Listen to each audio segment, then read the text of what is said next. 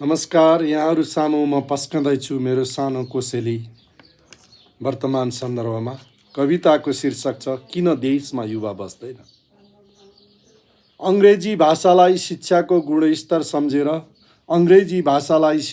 गुणस्तर सम्झेर मौलिक संस्कृति बिर्सँदै पश्चिमा संस्कृतिमा रमेर विदेशी नामका स्कुल र कलेज खोल्दा नेपालीपनको नभई टाइधारी पोसाक रोज्दा सुसंस्कृत नागरिक होइन विदेशमुखी बनायौं। त्यसैले देशमा युवा बस्दैनन्। सरकारी कलेज र विश्वविद्यालय नाम मात्रका भए न स्रोत दिइन्छ न त सिकाइ वातावरण,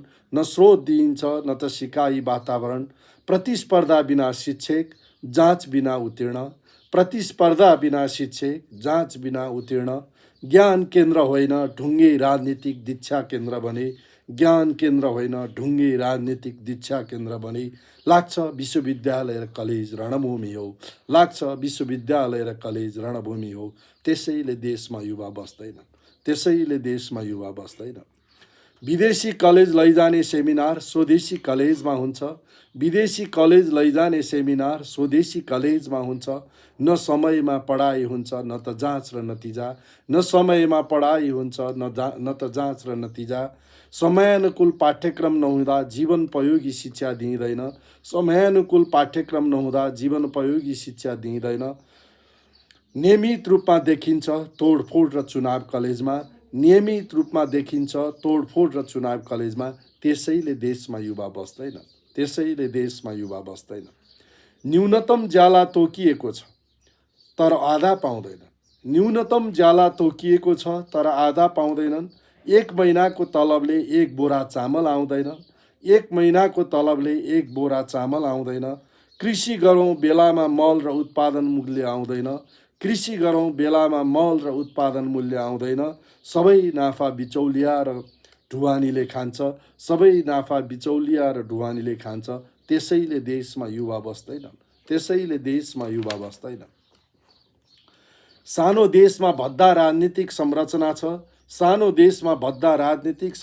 छ। जनताभन्दा सांसद र मन्त्री धेरै छन्। राजस्वको पैसा तलब र ऋण तिर्न सकिन्छ। विकास निर्माणमा खर्च नहुँदा रोजगारी छैन। बजेटको व्यवस्थामा अनुत्पादक क्षेत्रको रजाइ छ। त्यसैले देशमा युवा बस्दैनन्।